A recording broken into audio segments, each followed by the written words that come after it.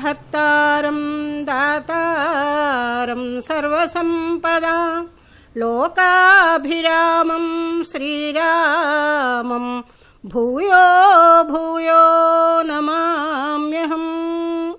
అందరికీ నమస్కారం।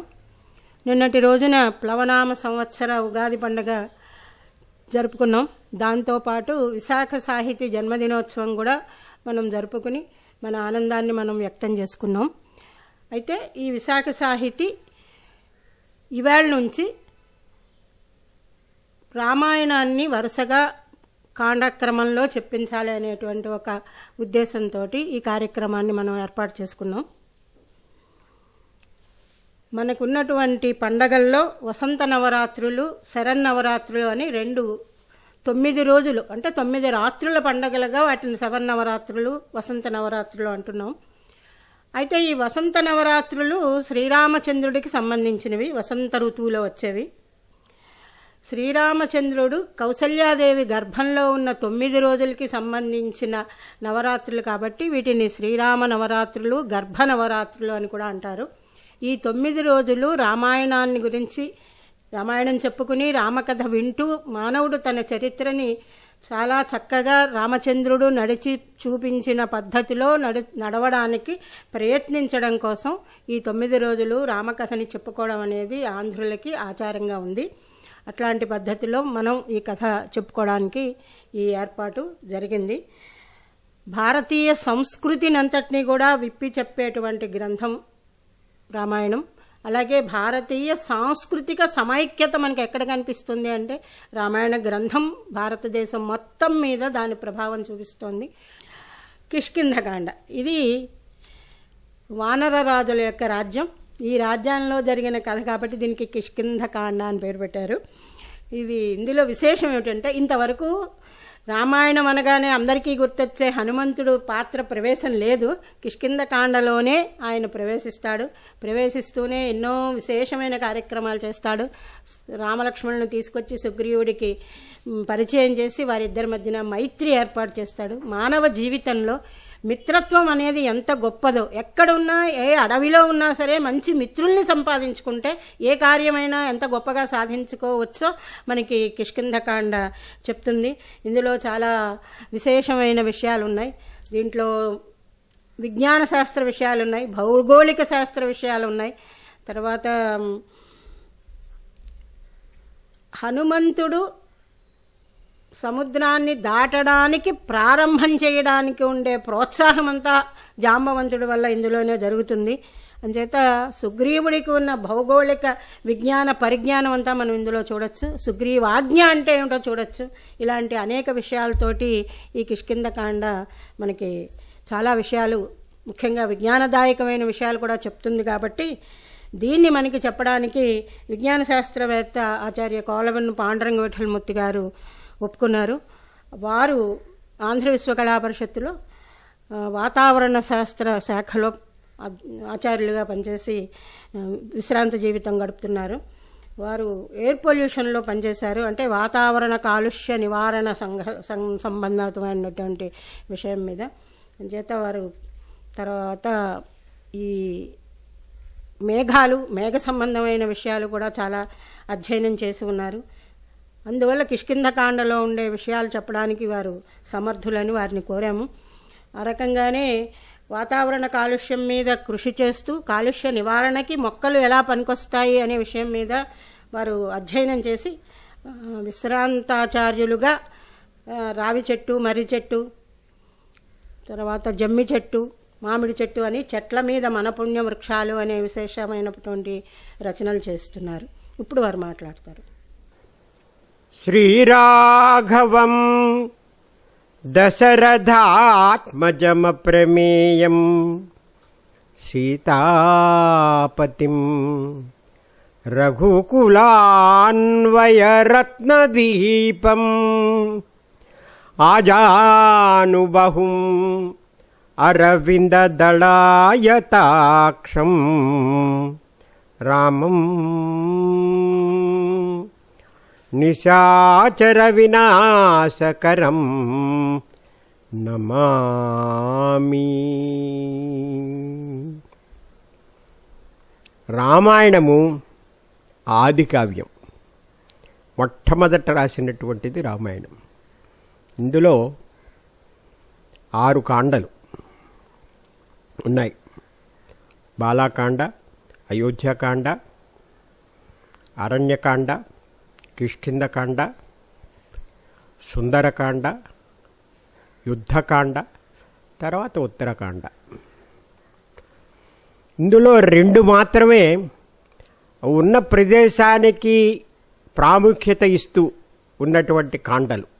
అది అయోధ్యకాండ, కిష్కింధకాండ.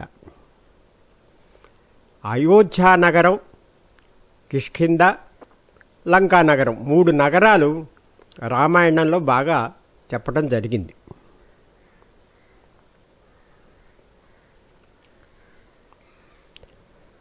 ఈ 3 నగరాల్లోనూ అయోధ్య ధర్మనగరం, ధర్మనిరతి. 4 సోదరులు, రాముడు, లక్ష్మణుడు, భరతుడు, శత్రుఘ్నుడు. అందరిది ఒకటే మాట. అందరి మీద ఉన్నటువంటి ప్రేమ అనన్య సాధ్యమైనటువంటిది. వాళ్ళు లోకానికి అన్నదమ్ములు ఎలా ఉండాలో చూపించినట్టు అన్నమాట. తర్వాత కిష్కింధా నగరం, అందులో ఉన్న కూడా 2 సోదరులు, వాలి, సుగ్రీవుడు. తర్వాతది లంకా నగరం, అందులో ఉన్నటువంటి వాళ్ళు 3 సోదరులు, రావణుడు, కుంభకర్ణుడు, విభీషణుడు. ఈ 3లో విభీషణుడు ధర్మాత్ముడు, మిగతా 2 అమానుషమైనటువంటి రాక్షసులు. సరే, 2 ఉన్నప్పటికీ ఈ వాలి సుగ్రీవులకి సఖ్యత లేదు. అందుకు ముఖ్యంగా కారణం ఎవరు అంటే వాలే. ఒకప్పుడు ఒక విషయం జరిగిందండి. దుందుభి అనేటువంటి ఒక రాక్షసుణ్ణి మట్టు పెట్టడానికి వాలి వెళ్ళాడు. వాలి చాలా బలవంతుడు. రావణాసురుణ్ణి తన చంకలో ఇరుకుంచుకుని సప్త సముద్రాల్లోనూ స్నానాలు చేసినవాడు ఆయన. ఆయన దుందుభితోటి యుద్ధానికి వెళ్ళినప్పుడు బ్రహ్మాండమైన యుద్ధం జరిగింది. ఒక కొండ గుహలో వాళ్ళు యుద్ధం చేశారు. అక్కడి నుంచి రక్తం ఏరులై ప్రవహించింది. ఎంతసేపటికి తన అన్న రాకపోవటంతో నిహతుడైపోయాడనేటువంటి భయంతో ఒక పెద్ద రాయిని అడ్డం పెట్టి సుగ్రీవుడు రాజ్యానికి తిరిగి వచ్చాడు.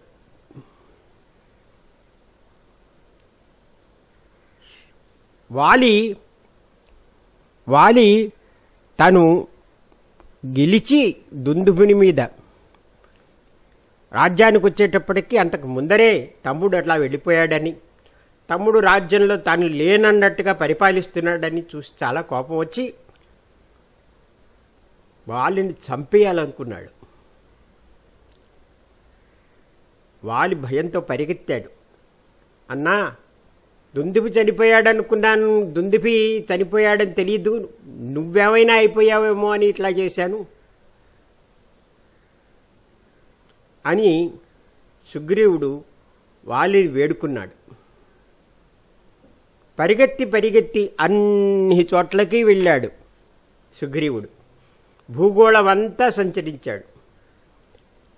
వాలి వెనక తరిమాడు. చివరికి ఋష్యమూక పర్వతం మీద వాలి రాలేడని ఒక శాపం వల్ల తెలుసుకున్నవాడై ఋష్యమూక పర్వతం మీదకి వెళ్ళి అక్కడ తన ప్రాణాలు నిలుపుకున్నాడు. ధర్మాత్ముడైనటువంటి సుగ్రీవుణ్ణి అనుసరించి హనుమ, మిగతా కొద్దిమంది వానరులు అక్కడ ఉన్నారు. రాముడు సీతను అడవిలో పోగొట్టుకున్న తర్వాత కబంధుడు, నువ్వు పంపా తీరానికి వెళ్ళు, పంపా సరోవరానికి వెళ్ళు, అక్కడ సుగ్రీవుడనే రాజున్నాడు, అతనితోటి సఖ్యం చేసుకో, సీత జాడ నీకు తెలుస్తుంది అని చెప్పాడు. మొల్ల రామాయణంలో శబరి కూడా సీత జాడ నీకు తెలుస్తుంది, సుగ్రీవుడి దగ్గరికి వెళ్ళు అని చెప్పినట్టుగా ఉంది. వాళ్ళు పంపా తీరానికి వచ్చారు రాముడు లక్ష్మణుడు. పంపా తీరానికి వీళ్ళు ఎప్పుడైతే వచ్చారో ఋష్యముఖ పర్వతం మీద నుంచి సుగ్రీవుడు వీళ్ళని చూశాడు. చాలా భయపడ్డాడు. అమ్మో, వాలి తనిక్కడికి రాలేడు గనక ఎవరినో పంపిస్తున్నాడు నా కోసం అని తన్ని చంపటానికి వచ్చారేమో అనేటువంటి సందేహంలో మునిగిపోయాడు. అప్పుడు ప్రవేశిస్తాడండి హనుమంతుడు. హనుమంతుడు రామాయణంలో బాలాకాండలో లేడు, అయోధ్యకాండలో లేడు, అరణ్యకాండలో లేడు, కిష్కింధాకాండలో ప్రవేశిస్తాడు. రామాయణ మహామాలారత్నం అని అనిపించుకున్నవాడు, రామదూత, అనన్య భక్తి ఉన్నటువంటి హనుమంతుడు ప్రవేశిస్తూనే సంభ్రమం త్యజ అని సుగ్రీవుడికి ఒక విధమైనటువంటి అభయహస్తం ఇచ్చి, నేను వెళ్ళి కనుక్కుంటాను వాళ్ళెవరో అని బయలుదేరాడు. అలా వెళ్ళిన ఆయన పరివ్రాజక రూపంలో వెళ్ళాడు. మొట్టమొదట వెళ్ళి, అయ్యా మీరెవరయ్యా, మునిబాలకుల్లాగా ఉన్నారు, కానీ మీరు ధనుర్బాణాలు ధరించి ఉన్నారు, మీ మూపున ఉన్నటువంటివి అవి చూస్తే రాజలక్షణాలు కనిపిస్తున్నాయి, మీరెవరు అని అడిగాడు. ఇంతే ఆయన అడిగింది. ఆయన అడిగిన దాన్ని బట్టి రాముడు ఉప్పొంగిపోయాడండి. ఉప్పొంగిపోయిన చక్రవర్తి కదా, లక్ష్మణుడితో చూస్తాడు.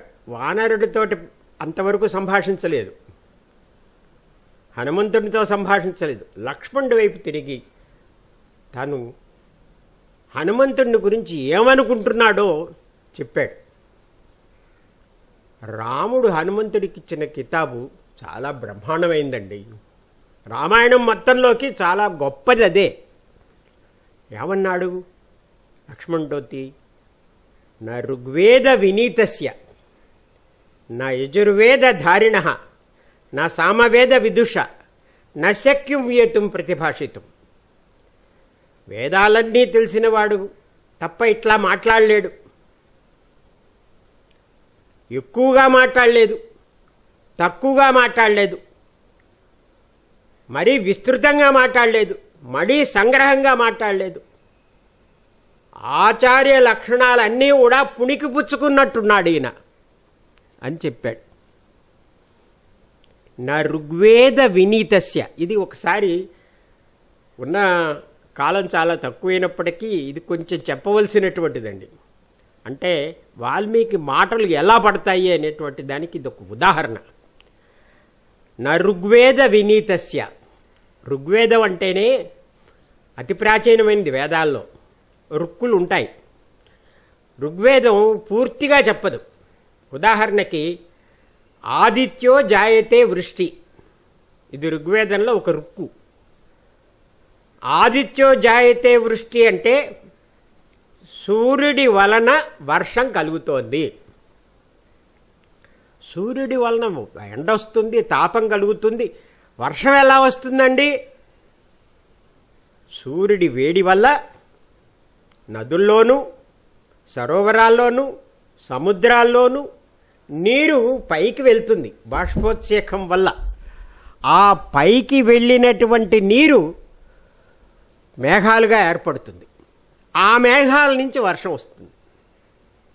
ఇదంతా కూడా ఒక చిన్న వాక్యంలో ఆదిత్యో జాయతే వృష్టి అని చెప్పారు. అంటే దీన్ని బాగా విశ్లేషణ చేస్తే గానీ అది అర్థం కాదు. అట్లా విశ్లేషణ చేసేవాడిని వినీతుడు అంటారు. అందుకని నా ఋగ్వేద వినీతస్య, నా సామవేద విదుష. సామవేదం సంగీత ప్రధానమైందండి. సంగీతానికి ఎప్పుడు కూడా అనేక మాటలు ప్రాక్టీస్ చేయటం, అంటే అన్నదే అంటూ స్వచ్ఛంగా ఏమీ తప్పులు లేకుండా ఉండేటట్టుగా చూసుకోవటం. అలాంటి వాడిని విదుషుడు అంటారు. చాలా బ్రహ్మాండంగా ఆయన అన్నదే అని ఏమీ తప్పు లేకుండా అందులో నిష్ణాతుడైన వాడు. ఇప్పుడు బాలమురళీకృష్ణ గారు కానీ, మనకి వయలిన్ చెప్పేటువంటి ఆయన నాయుడు గారు కానీ వీళ్ళందరూ చాలా సాధన చేసి ఆ విధంగా విదుషులు అయ్యారు. అట్లాంటి మాట వాడారు ఆయన. నా సామవేద విదుష, నా యజుర్వేద ధారిణ. యజుర్వేదం ఇప్పుడు మంత్రపుష్పం ఉందనుకోండి,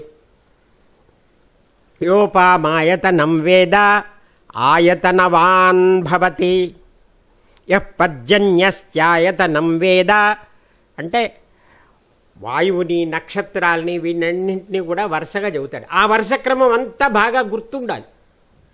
ఆ యజుర్వేదంలో బాగా ఆ ధారణ ఉండాలి. ఆ ధారణ ఉన్నటువంటి వాడు ఇతను అని. నా యజుర్వేద ధారణ నశక్యం ఏతుం ప్రతిభాషితం. ఇవి బాగా ఉండకపోతే ఈ విధంగా మాట్లాడలేడు. ఈయన వేదాలన్నింటినీ కూడా ఔపాసన పట్టినవాడు, అందుకని ఇంత చక్కగా మాట్లాడుతున్నాడు అనే ఉద్దేశంతో హనుమంతుడి గురించి చెప్పాడండి. హనుమంతుడు నిజమైన ఆచార్యుడని, ఆయన నవవ్యాకరణ పండితుడని, ఒక్క అపశబ్దం లేకుండా మాట్లాడాడని రాముడు మెచ్చుకున్నాడు. ఆధ్యాత్మికంగా చూస్తే జీవాత్మ పరమాత్మల సంబంధానికి జీవాత్మ సీతాదేవి అయితే, పరమాత్మ రాముడైతే వాళ్ళని కలిపేటువంటి ఆచార్యుడు హనుమంతుడు. ఆ విధంగా కూడా హనుమంతుడిని గురించి అంత చక్కగా ఆయన మెచ్చుకోవటం జరిగింది. హనుమంతుడు వారిని తీసుకుని సుగ్రీవుడి దగ్గరికి వెళ్ళాడు. సుగ్రీవుడికి విషయం బోధించాడు. సుగ్రీవుడు తన అన్న దౌష్టికం చెప్పాడు. రాముడు కూడా భార్యను పోగొట్టుకున్నవాడే, ఇట్లా వనంలో నా భార్య కనిపించకుండా వెళ్ళిపోయిందని చెప్పాడు. రావణాసురుడు అపహరించి ఉంటాడని కూడా చెప్పాడు. సీతమ్మవారి నగలు, సీతమ్మవారు వెళ్ళిపోతూ ఉంటే పైనుంచి రావణాసురుడు తీసుకుని వెళ్ళిపోతూ ఉంటే ఆ నగల మూట అక్కడ పడితే వాళ్ళు జాగ్రత్త పెట్టారు. అది తీసుకొచ్చి రాముడికి చూపించారు. ఆ నగల్ని చూసి చాలా మళ్ళీ శోకంలో మునిగిపోయాడు రాముడు. అయిన తర్వాత రాముడు సుగ్రీవుడు అగ్నిముఖంగా సఖ్యం చేసుకుందామని అగ్నిని ప్రజ్వలించి వాళ్ళిద్దరూ సఖ్యం చేసుకున్నారు. ఆ సఖ్యం యొక్క ఇది ఏమిటి అంటే వాలిని వధించి సుగ్రీవుణ్ణి పట్టాభిషిక్తుని చేయటం, రాముల వారికి సీతాన్వేషణలలో తోడ్పడి సీతారాముల్ని కలపటం. ఇది సుగ్రీవుడి యొక్క. నా ప్రాణం పోయినా సరే ఇవన్నీ ఖచ్చితంగా నెరవేరుస్తాను అని సుగ్రీవుడు చెప్పాడు. చాలా సంతోషించారు. అక్కడ ఉన్న ఒక పర్వతంలో రాముడు లక్ష్మణుడు ఉన్నారు. ఎందుకంటే వాళ్ళు పట్టణంలోకి వెళ్ళరు కనుక. సుగ్రీవుడు రాముడితో సఖ్యాన్ని ఒప్పుకున్నాడు. కానీ అతని మనస్సులో ఇంకా శంక ఉంది, నమ్మకం లేదు. వాలి మహాబలవంతుడు కదా, రాముడు ఏం చేయగలడు అన్నట్టుగా ఉన్నాడు. రాముడు అతని శంకను పోగొట్టాలి. అందుకుని తన బొటన వేలుతో చిమ్మితే దుందుభి శరీరం చాలా దూరం వెళ్ళి పడింది. అయినప్పటికీ సుగ్రీవుడికి పూర్తిగా నమ్మకం కలగలేదు. అది రక్తమాంసాలు అన్నీ పోయినటువంటి ఒక కళేబరంలాగా ఉంది, స్కెలిటన్. దాన్ని విసిరితే ఏమిటి అన్నట్టుగా ఉంది ఆయన పద్ధతి. రాముడు గ్రహించాడు. రాముడు వెంటనే ఒక బాణం తీశాడు. ఆకర్ణాంతం విల్లుని లాగి ఆ బాణాన్ని వదిలాడు. అక్కడ 7 సాల వృక్షాలు ఉన్నాయి, పెద్ద సాల వృక్షాలు. రాముడు ఈ ఒక సాల వృక్షాన్ని పడగొడితే చాలు అన్నట్టుగా అనుకుంటున్నాడు సుగ్రీవుడు. ఈ 7 సాల వృక్షాలని ఒక్కసారిగా పడగొట్టి పాతాళలోకానికి వెళ్ళి మళ్ళీ తిరిగి వచ్చి తన అంబుల బదిలో కూర్చుంది ఆ బాణం. సుగ్రీవుడు నిర్ఘాంతపోయాడు. రాముడి శక్తికి ఆనందించాడు.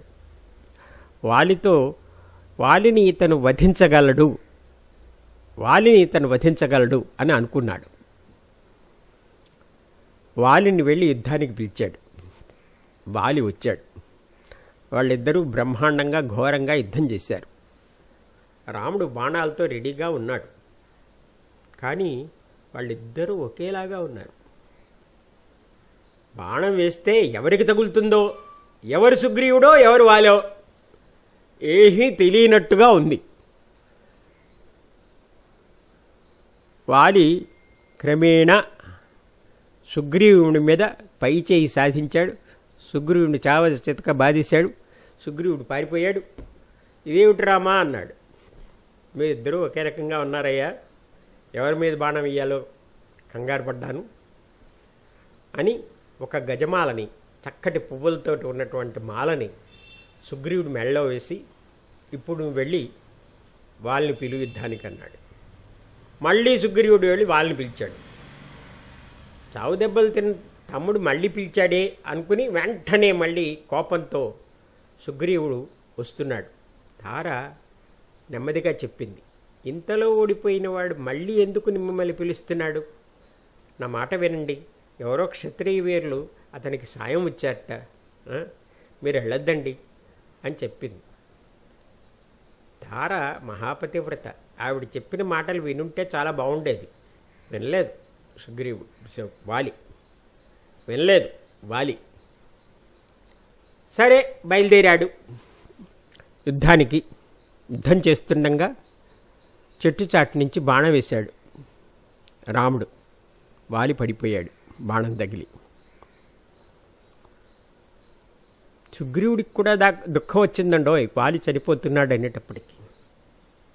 వాలి రాముడిని అడిగాడు, ఏమయ్యా చెట్టున చాటు నుంచి బాణం వేసేవేంటి? ఇది ధర్మాత్ములు చేయవలసినటువంటిదేనా అని. వాలి అడిగిన ప్రతి ప్రశ్నకి రాముడు సమాధానం చెప్పాడండి. నువ్వు ధర్మాత్ముడు ఎలా అవుతాయో అయ్యా? కొడుకు లాంటివాడు, శిష్యుడు లాంటివాడు నీ తమ్ముడు.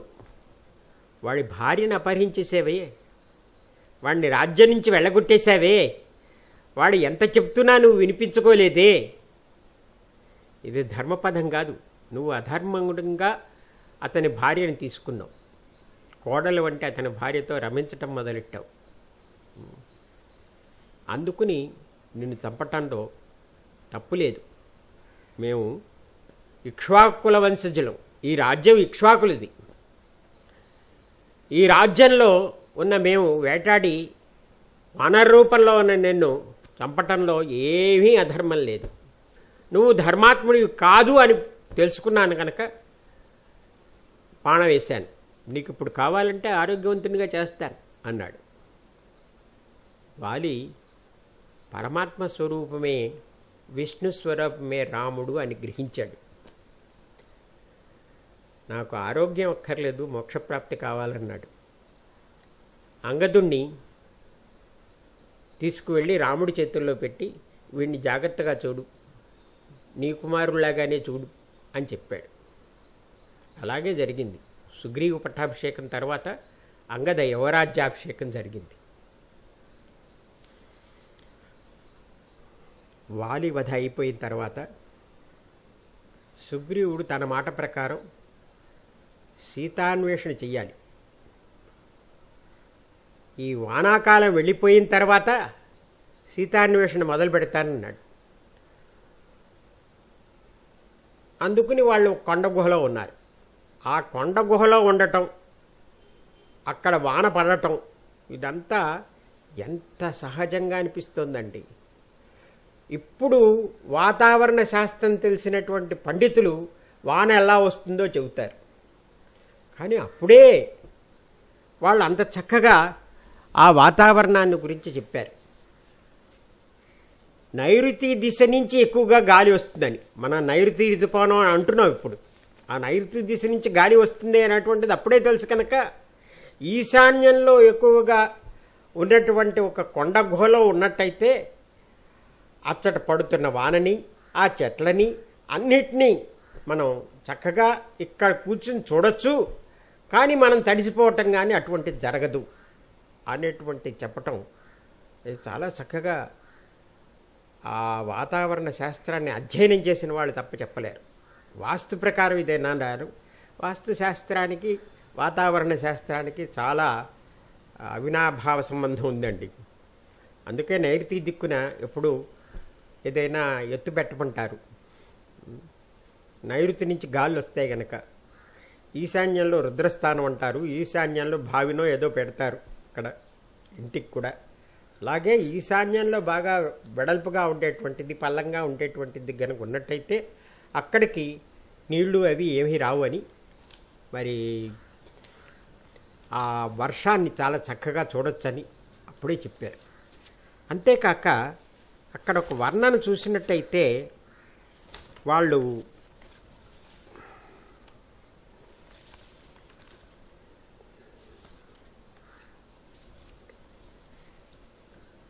మేఘాలని వర్ణించాడండి. అక్కడ వర్షాకాలంలో మేఘాలు మెట్లు మెట్లుగా ఏర్పడి ఉన్నాయట. ఆ మెట్లుగా పైకి వెళ్ళి పుష్పమాలలతో సూర్యుడిని ఆరాధించవచ్చు అన్నట్లుగా ఉన్నాయని. ఎంత చక్కటి వర్ణనం అది. మరి ఇప్పుడు మెటీరియాలజీలో బిల్లో క్లౌడ్స్ అంటారు.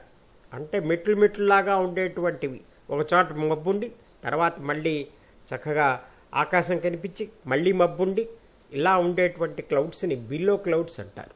అది వర్షాకాలంలో బాగా వస్తాయి. ఆ బిల్లో క్లౌడ్స్ అక్కడ ఉన్నాయి అని వర్ణించటం. సంధ్యాకాలం సూర్యాస్తమయం మేఘాలు కప్పున్నాయి. ఎర్రని సూర్యబింబం మీద మేఘం చుట్టి ఉన్నది. అది ఎలా ఉంది వర్ణించాడు ఆయన. ఎర్రటి పుండు మీద తెల్లటి గుడ్డ కడితే మధ్యలో ఎరుపు, కొంచెం దగ్గరలో ఎరుపు నలుపు, ఆ తర్వాత చిన్న తెలుపు ఉన్నట్టుగా ఉంది అని.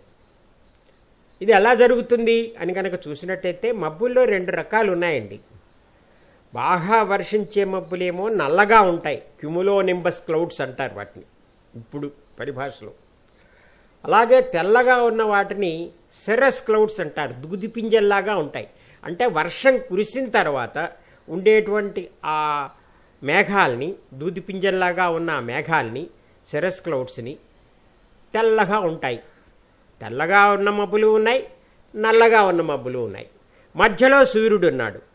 దీన్ని ఎలా వర్ణించాడు ఆయన? ఒక ఆకాశంలో ఎక్కడ ఒక పుండు ఉంటే ఆ పుండు మీద ఒక గుడ్డతోటి చుట్టూ కట్టు కడితే మధ్యలో ఎర్రగా, కొంచెం ఎరుపు నలుపుగా, ఆ తర్వాత తెల్లగా ఉన్నట్టుగా ఉంది ఆకాశం అన్నాడు. అంటే సూర్యుడు మధ్యలో ప్రకాశిస్తున్నాడు ఎర్రగాను. ఆ తర్వాత ఈ మబ్బులు కొన్ని నల్లగా ఉన్నట్టుగా ఉన్నాయి చుట్టుకుని, ఆ తర్వాత తెల్లగా ఉన్న మబ్బులు ఉన్నాయి. ఈ గుడ్డ చుట్టినట్టుగా ఉన్నటువంటి తెల్లని గుడ్డ చుట్టినట్టుగా ఉన్నది అని వర్ణించటం. ఇది ఇటువంటి వర్ణన నేను ఎక్కడ చూడలేదండి. మొట్టమొదట వాల్మీకి ఇటువంటి వర్ణన చేశాడు. ఆ మేఘాలు ధారలు ధారలుగా పడతాయని, ఏనుగు తొండం అంత ధారలతోటి మేఘాలు వర్షిస్తాయని ఒకప్పుడు. ఇది ట్రాపికల్ రీజియన్స్లో ట్రాపికల్ సైక్లోన్స్ లాంటివి వచ్చినప్పుడు వచ్చేటువంటి వర్షం. ఆ కాలంలో అంత పెద్ద షవరీ టైప్ ఆఫ్ రెయిన్ అటువంటిది ఉంటుంది అని వాళ్ళు చెప్పారనమాట. అందులో వర్ణనలు చూస్తే అంత ఇప్పుడు ఉన్నదానికి న్యాచురల్గా ఉంటుంది. అంతేకాక మేఘాలు ఎలా ఏర్పడతాయి, మేఘాలు ఎలా వర్షిస్తాయి అనేటువంటి దానికి 2 థీరీలు ఉన్నాయండి ఇప్పుడు. బెర్జిరాన్ ఫెండైజన్ థీరీ అని, మేసన్ థీరీ అని. బెర్జిరాన్ ఫెండైజన్ థీరీ ఏం చెప్తుందంటే పైకి కిందకి కదిలేటువంటి గాలుల వల్ల ఆ ఐస్ గడ్డలు పైకి వెళ్ళి, ఐస్ క్రిస్టల్స్ అందాం, గడ్డలు కాదు, చిన్న చిన్న ఐస్ క్రిస్టల్స్ పైకి వెళ్ళి మళ్ళీ కిందకు వచ్చి మళ్ళీ నీరుగా మారి మళ్ళీ పైకి వెళ్ళి ఇలా ఎక్కువగా నీటి బిందువులు ఏర్పడి అప్పుడు ఆ గురుత్వాకర్షణ శక్తి ఎక్కువై బైయన్సీ ఫోర్స్ తక్కువైనప్పుడు అవి కిందకు వస్తాయి కనుక వర్షం ఏర్పడుతుంది అని. అట్లాగే ఆ నల్లటి మబ్బులు వచ్చి వర్షం వస్తుందని చెప్పాడు. ఈ వర్షం అయిపోయిన తర్వాత పైకి వెళ్ళిపోయినటువంటి మబ్బుల్లో మంచు కణాలు మాత్రమే ఉంటాయి కనుక అవి తెల్లగా దూది పింజల్లాగా ఉన్నాయని వర్ణించారు. ఇదంతా కూడా ఇప్పటి థీరీకి సరిపోయేటట్టుగా అప్పుడు చక్కగా ఉండటం, దాన్నంతటినీ ఇంత చక్కటి వర్ణన చేయటం, ఇది కనుక చూసినట్టయితే నిజంగా ఎంత సైన్స్ కిష్కింధకాండలో ఉందో తెలుస్తోందండి.